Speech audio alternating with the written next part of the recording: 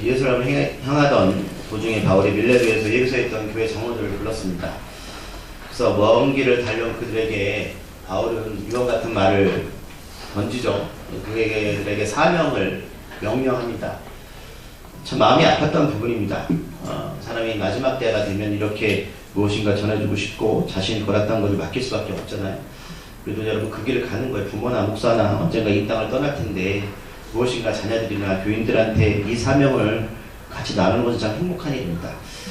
자, 자신이 걸어왔던 길이었기 때문에 담대하게 바울은 그 장로들한테 교회 공동체를 살라고 너희들은 그 길을 가라고 말합니다. 그래서 그는 수없이 비천함과 눈물로써 수고함으로 그들을 섬겼고 이제는 밤낮으로 걸어왔던 그 길을 이제는 장로들한테 그 사명을 전해주는 것을 보게 됩니다. 참 아름다운 장로님들과 아름다운 목사님 같습니다. 이런 관계가 되면 얼마나 교회가 아름다울까라는 생각이 들어집니다. 교회 공동체가 이렇게 많은 이유가 뭐예요? 내적, 외적으로 공격을 당한다는 거예요. 내적으로는 어떤 일이 벌어집니까? 배교조가 나타나서 교회 공동체 안에서 교회를 시끄럽게 하고, 또 외적은 어떻게 해요? 이단이나 사이비나 이리가 양떼들을 공격하니까 너희들 목숨을 바쳐서 그들을 보호하라, 이런 것이 바로 바울의 생각이었습니다. 그래서 그들은 다 같이 무릎을 꿇고 목을 껴안으면서 다 크게 울었습니다. 얼굴을 보면서 다시 볼 수 없는 그 심정, 그렇게 목을 끌어안으면서 기도하면서 근심하면서 헤어지게 됩니다. 우리도 이렇게 살 수 있을까요?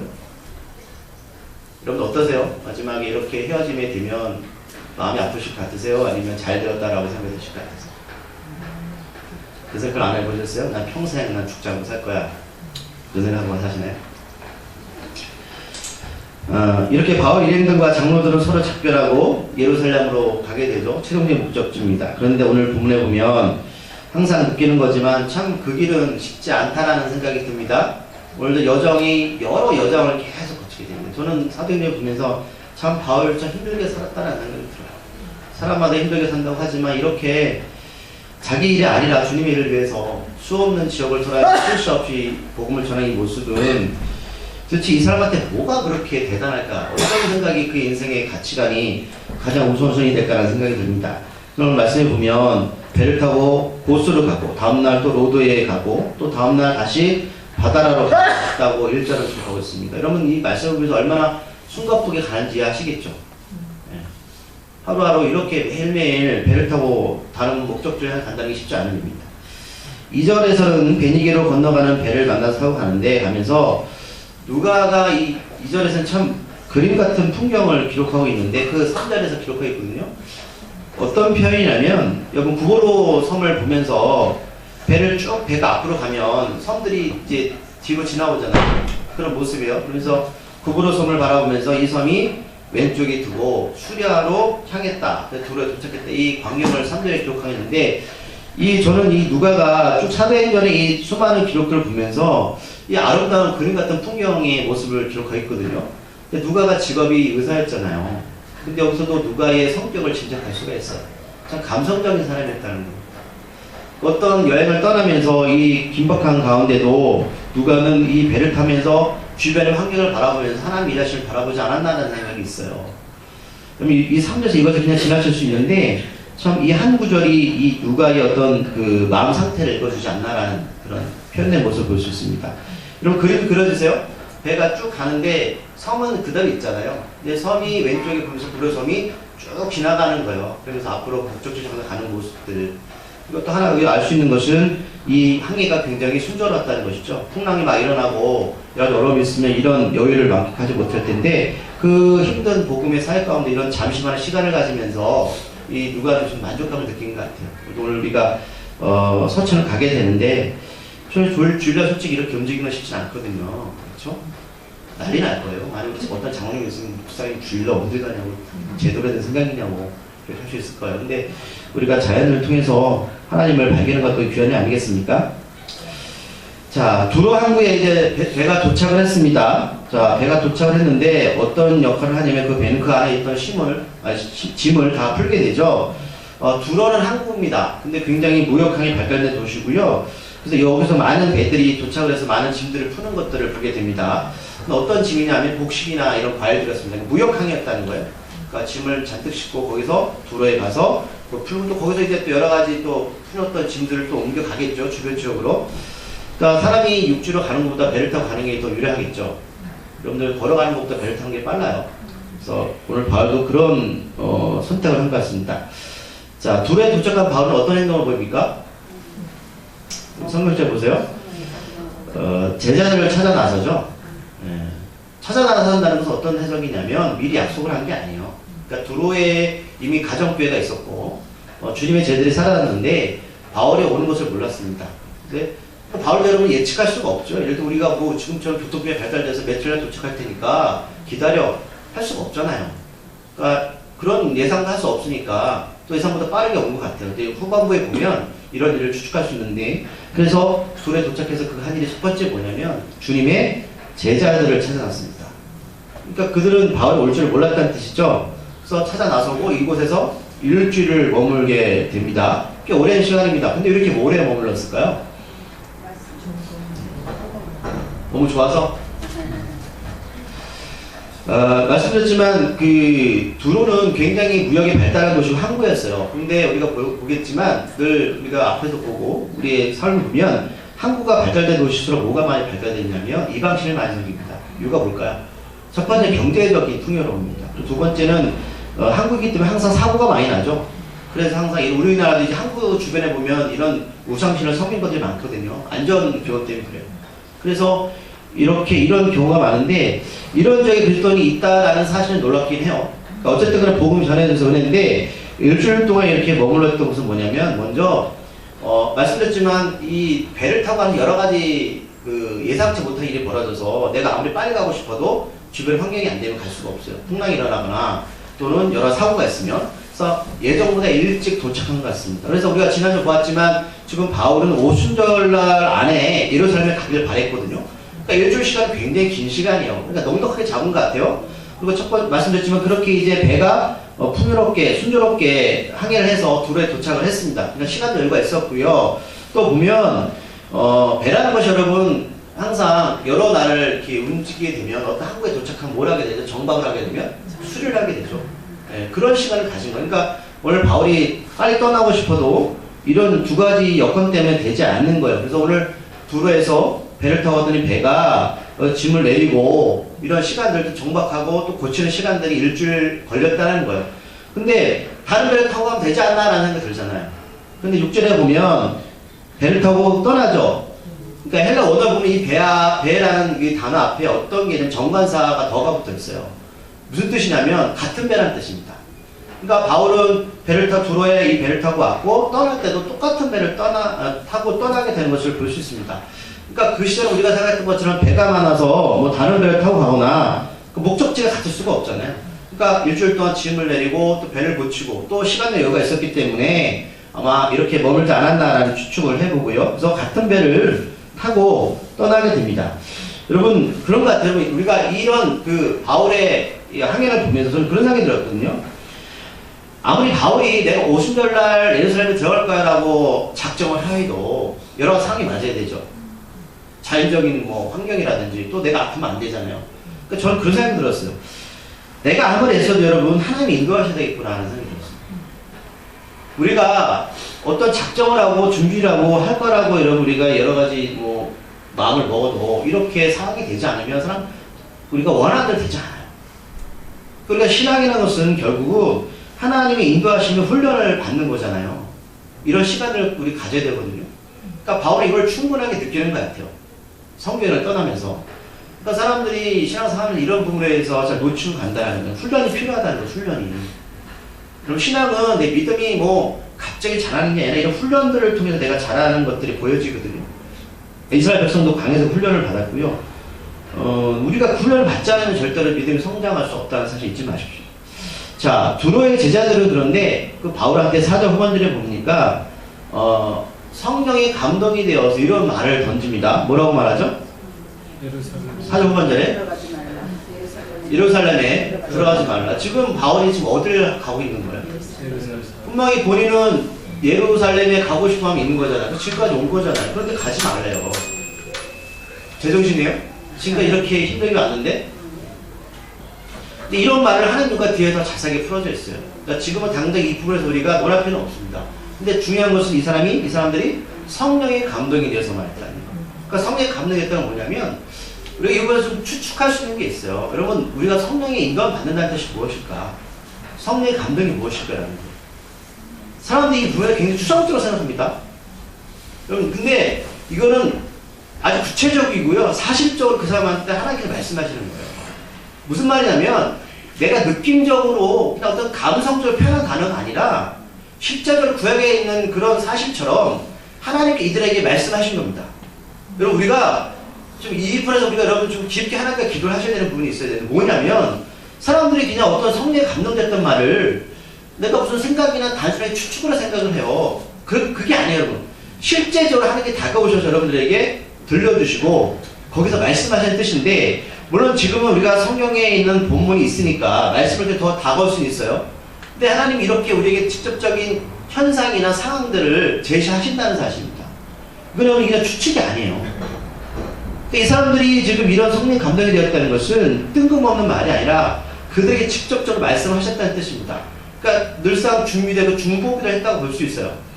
근데 그들이 예루살렘에 들어가지 말라는 말을 보면서 우리가 좀 더 이따가 좀 생각을 해볼게요. 자, 우리가 앞에서 바울이 장로들과 마지막 인사를 할 때 우리가 대석에 보면 두로의 제자들이 이 말이 무슨 의미인지를 알 수 있죠. 그렇죠? 장로들도 우리가 앞에서 바울이 예루살렘 가는 것을 반겼어요? 말렸어요? 말렸어요. 왜 말렸어요? 비슷한 경우잖아요.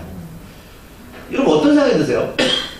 자, 분명히 오늘 두로에 있는 제자들과 밀레도에서 만났던 에베소 교회 장로들하고는 먼 사이잖아요. 그럼 미리 전화를 했을까요? 야, 너 바울 가면 이런 얘기 좀 해. 그랬을까요? 그럴 필요가 뭐가 있어요?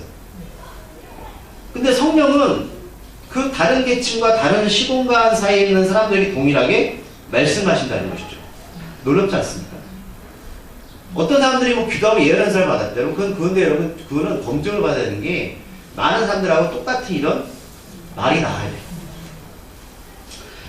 하지만 5절에서는 바울은 제자의 말을 들어야 안 들어요? 안 듣죠? 고집 꽤나 센 사람이요. 바울. 여러분, 진짜 고집 세죠? 이 정도 들었으면 좀 안 가야 되잖아요. 여러분, 믿음은 좀 고집이 있어야 됩니다. 신앙은. 자, 그리고 일주일을 보내고 나서 두로를 떠나게 됩니다. 자, 이 모습을 보는 두로의 그 교회 공동체가 어떤 행동을 보입니까? 형제 자매들이 할 것 없이다 성문 밖까지 나와서 바울 일행을 전송합니다. 온 가족이 나왔다는 거예요. 장로들도 그랬죠. 아주 좋지 않습니까? 너무 좋은 거예요, 서로. 교회가 이 정도는 돼야 되잖아요. 여러분, 이런 마음 없어요? 네?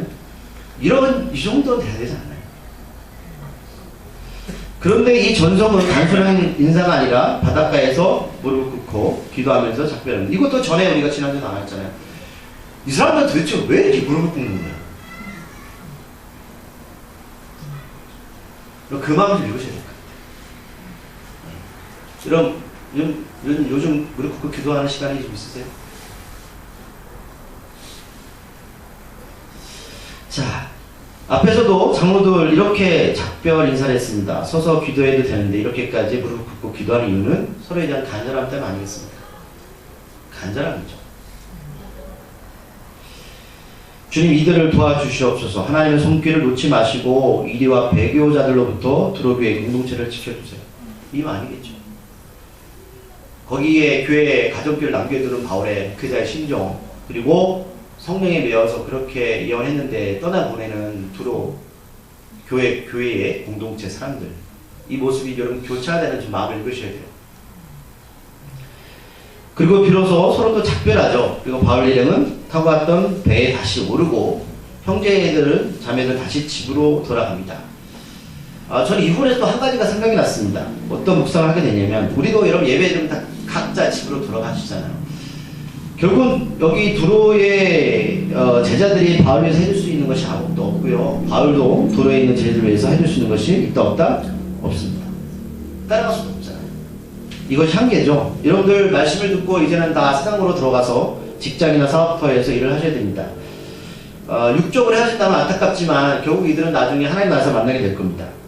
그것 또한 참 기쁜 일이다라는 생각이 들었고요. 결국 우리가 각자의 삶의 자리에서 하나님 일을 감당하는 거 참 아름답지 않나라는 생각이 들었습니다.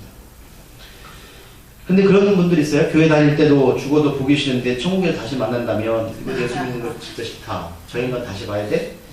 그런 분들 계세요? 자, 두로를 떠나서 항해를 마치고 어디로 도착합니까? 어디요? 돌레마요? 이름도 어렵죠? 제가 지명해서 자세히 설명 안 드려요, 여러분. 그냥 그런 지역만 거쳐갔다고 생각하시면 돼요. 자, 거기에 도착해서 뭘 합니까? 형제들에게 안부를 묻죠. 그리고 하루를 더 있습니다.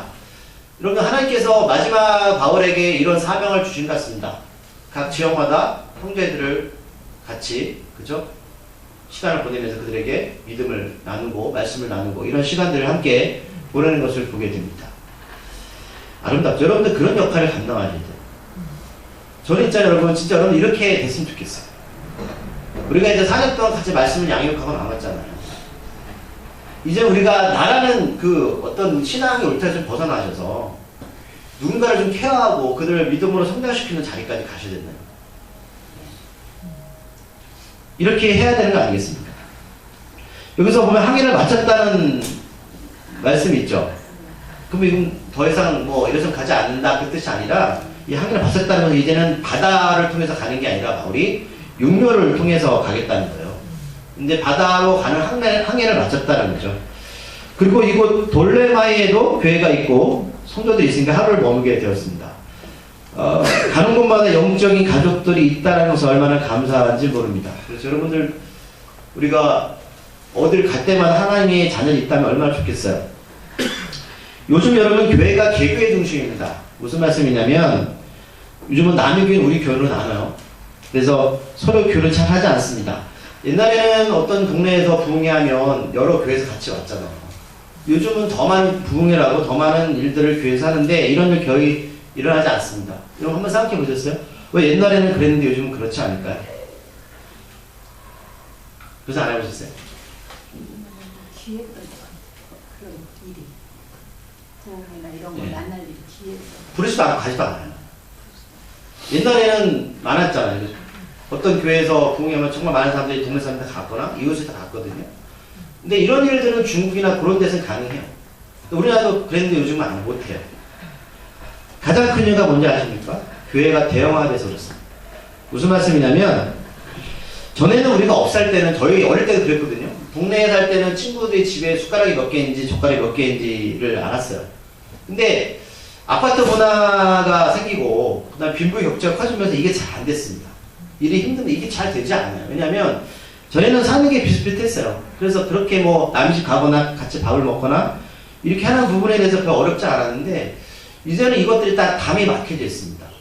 그러니까 이게 잘 사고 못 사는 차이가 커지니까 못 사는 사람이 잘 사는 집에 가기가 꺼리고요. 또 잘 사는 사람도 이게 좀 개인주의가 되어서 못 사는 사람들 불러와서 밥을 먹거나 하는 일을 잘 하지 않습니다. 근데 결국 교회가 대형화되면서 이런 일들이 잘 안 되는 거예요, 교회가.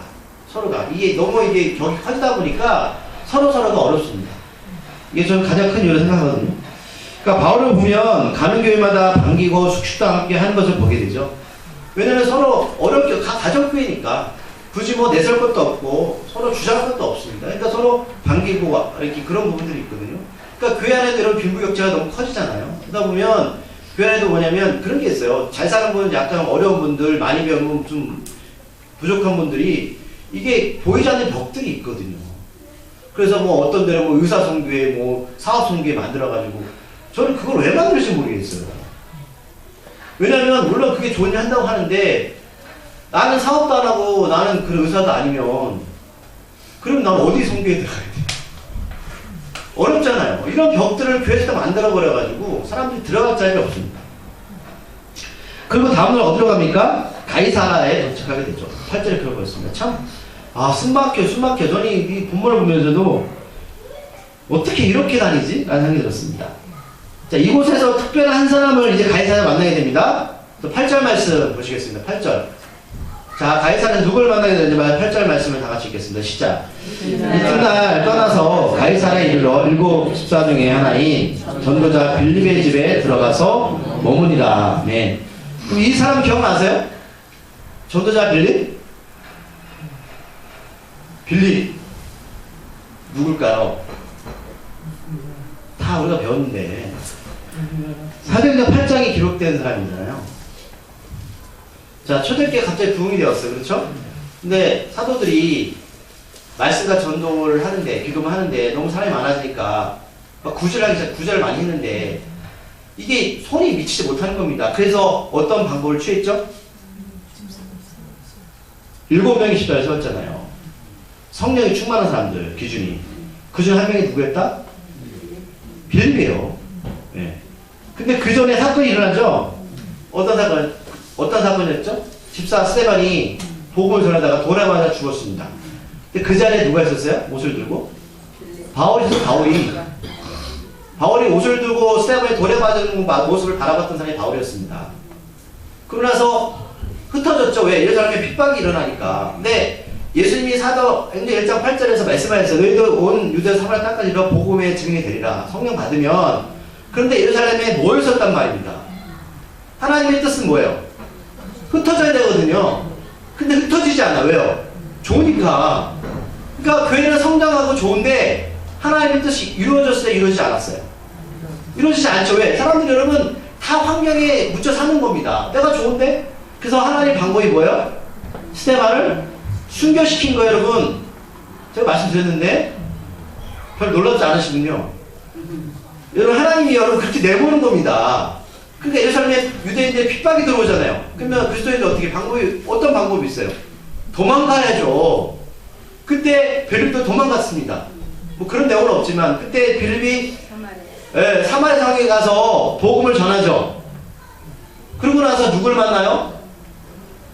예루살렘에서 예배드리고 왔던 이디오피아의 관리 높은 네시를 만나잖아요. 근데 네시가 수레 타고 오면서 무엇을 읽고 있었죠? 이사야 말씀. 근데 그 안에서 예수를 발견을 못해요. 못하는 거예요. 그때 성령의 인도에 메어서 빌립과 그 네시를 하나님께서 만나게 하십니다. 그때 빌립이 말씀을 풀어주면서 성령이 역사하죠. 그리고 그 네시가 어떻게요? 세례를 받고 다시 이디오파로 떠나게 됩니다. 그리고 사도행전 8장 이후로 빌립이 등장이 안 해요? 안 합니다. 안 하죠. 그리고 다음에 어디서 등장합니까? 어디서 등장해요? 오늘 말씀. 네. 오늘 말씀에 등장합니다. 근데 성경학자들이 기간이 20년 했다고 봐요. 20년 동안 빌립은 사도행전에서 붕 떠 있었습니다. 사도행전 8장에서 사라졌습니다. 근데 오늘 이렇게 가이사에서 바울과 빌립이 만나게 되었습니다. 그럼 스데반 죽을 때 바울이 뭐가 있었다고요? 네, 돌을 던지 않았지만 스데반 잘 죽었다 옆에서 그렇게 했던 사람이에요.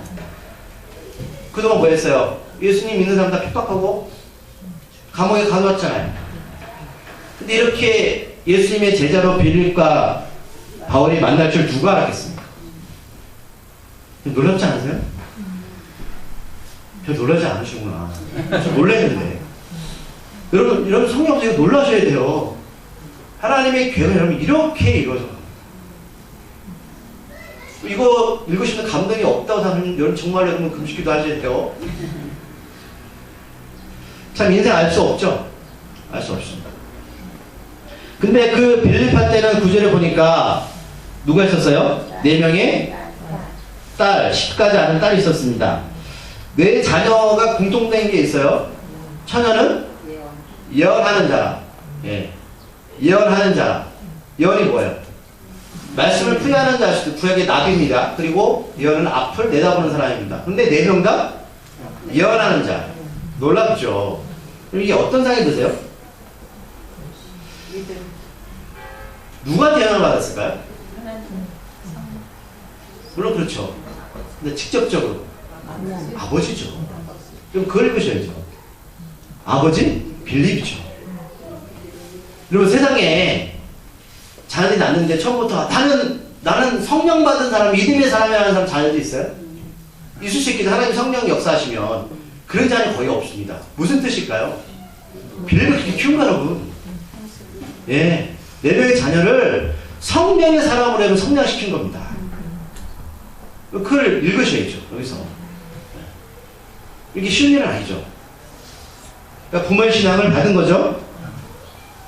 그러니까 누가가 빌립의 이 내전의 은사를 또 거론한 이유가 있습니다. 앞에서 보았지만 앞에서 그 두로에서 그 주님의 제자들이 형제들이 바울을 못 가게 하죠. 예루살렘에. 여기도 이 빌립의 네 자녀가 은사를 갖고 있었다. 예언의 은사가 있었다.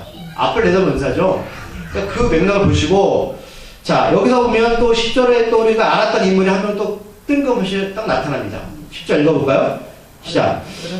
여러 날 머물러 있더니 아가보라는 한 선지자가 유대로부터 내려와. 이거 아가보 기억나세요? 이 사람 처음 나온 사람이 아닌데? 감감을 하시죠? 사도행전 11장 27절에 나옵니다. 찾아보실래요? 사도행전 11장 27절.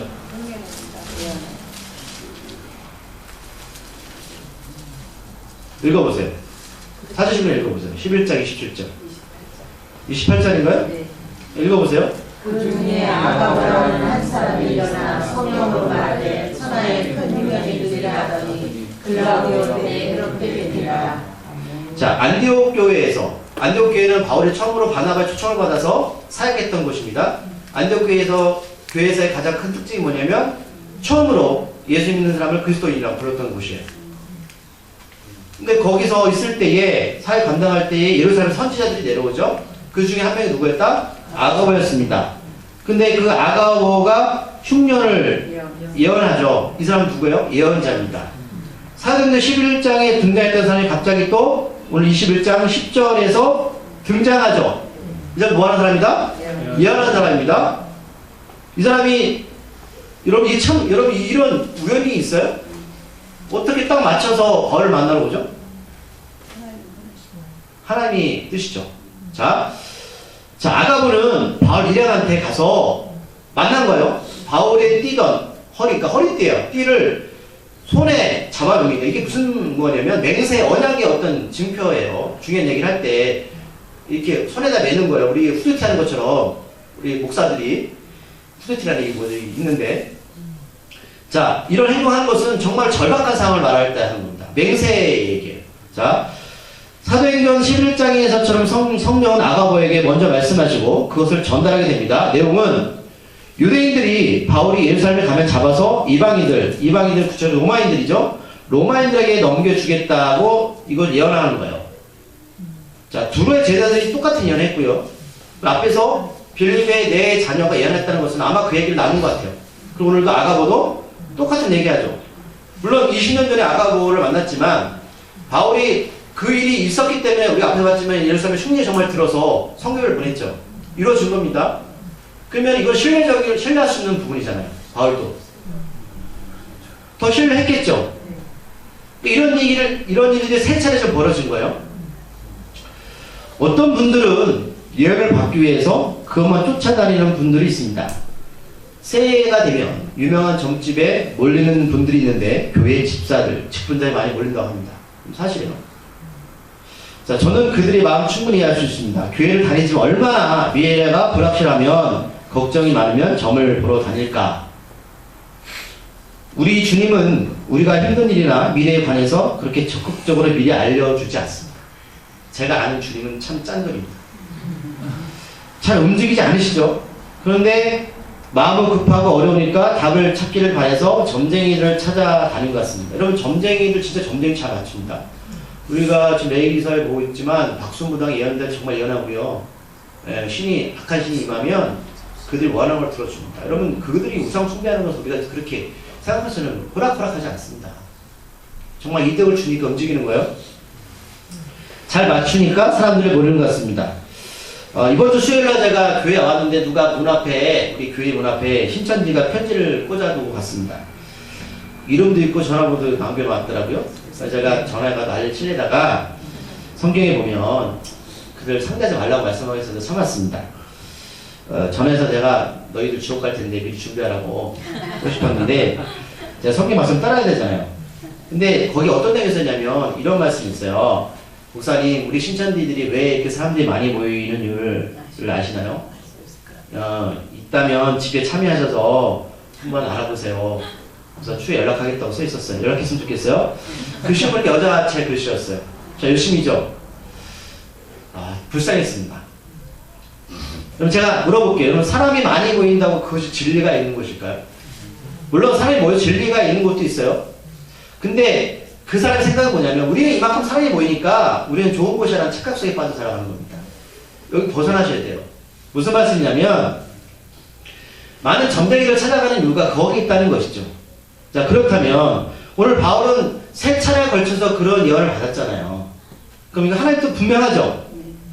여자가 가면 당연히 죽는다. 그럴 때 제가 금요일날 그런 질문을 던졌어요. 여러분, 만약 이런 예언 받으면 어떻게 하시겠어요? 하나님도 확실하잖아요. 한 명당 3명이라 얘기했는데. 예. 자, 명분도 확실하죠. 그죠? 하나님 성령에 감동돼 3명의 세 구리의 사람을 통해 말했잖아요. 그러면 바울이 넌지시 그런 생각할 수 있을 거예요. 자, 그럼 바울이 예루살렘 가지 않고 오래 살면 교회 유익이 있을까요? 없을까요? 있죠. 교회도 많이 세울 수 있고요.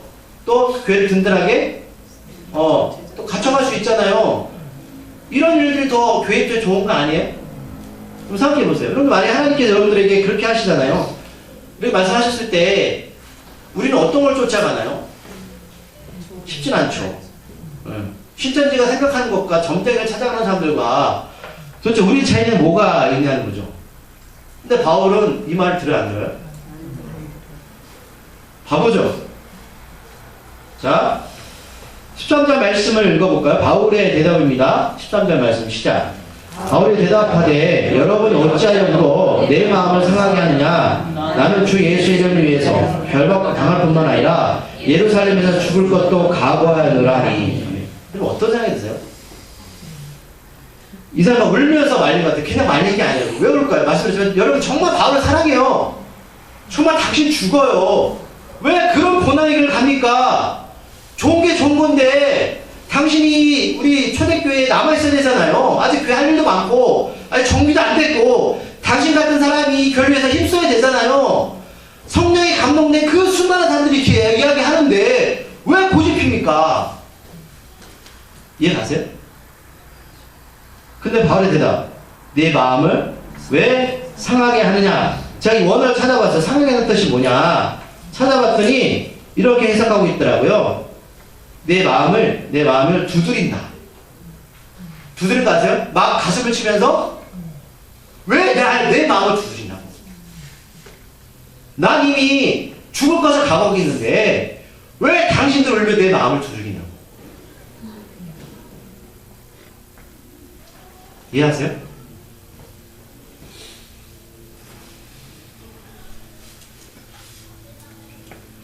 하지만 바울은 단호하게 자신은 예수님의 이름을 위해서 결박당하는 것뿐만 아니라 예루살렘에서 죽을 각오도 되어 있다고 자신의 마음을 정리합니다.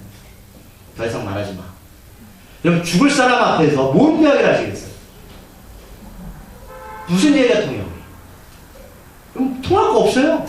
여러분들, 우리가 하나님 앞에 죽을 각오로 여러분 우리가 믿음으로 나간다면 그럼 무엇이 세상이 우리를 어떻게 겁박하고 오늘 어떻게 우리를 세상에 동조하게 만들겠어요? 무엇으로? 바울도 명분 확실하잖아요. 사람은 여러 모양으로 죽습니다. 제가 이제 말씀을 정리할 거예요. 사고로, 병으로, 그런데 앞으로 얼마나 살지는 모르지만 저도 바울처럼 예수님의 이름을 위해서 죽을 각오로 살기로 하는 마음이 있을까? 한번 저를 돌아봤어요. 그럼 있으세요? 저만 있으면 되나요? 문두 주기철 목사님이 마지막 제가 설교 본문을 준비하다가 마지막 설교가 생각이 났어요. 그 내용을 잘 몰라서 한번 찾아봤어요. 은혜죠. 주기철 목사님이 이제 순교할 시간에 감옥에 시대참배 안 한다고 붙잡혀 가시기 전에 마지막에 교인들한테 설교했던 내용이 뭐냐면 일사각오의 주제였거든요. 일사각오.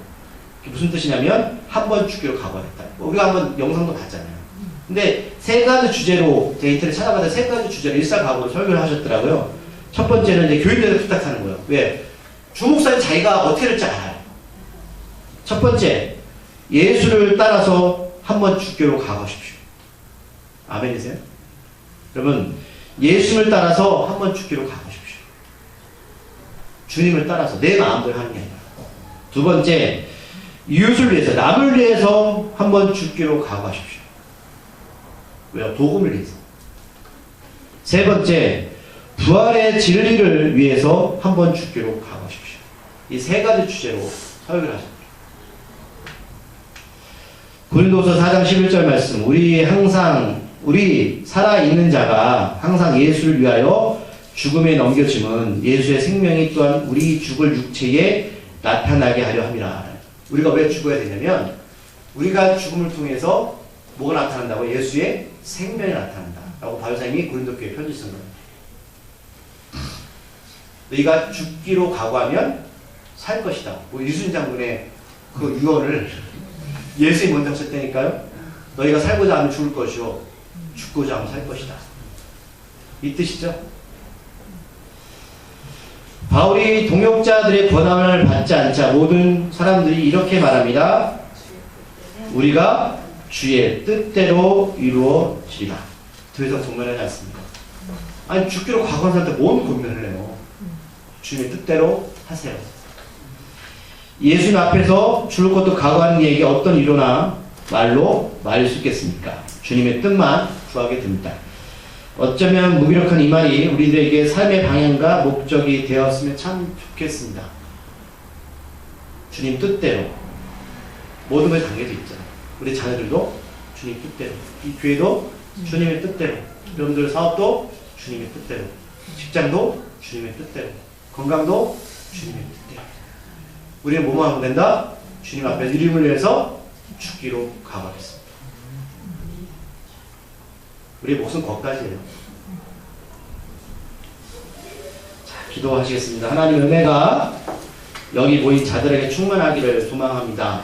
아버지, 바울은 새 불의의 사람들이 그렇게 예언을 하고 말했음에도 불구하고 자신은 주 예수님의 이름을 위해서 죽기로 각오하였다고 고백합니다. 더 이상 그들은 말리지 않고 권면하지도 않고 내버려둡니다.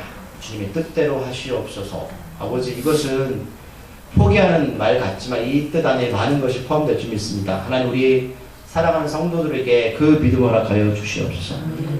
하나님의 뜻대로 행하여 주시옵소서. 하나님의 뜻 가운데 행하게 하여 주시옵소서. 예수님의 이름으로 기도드립니다.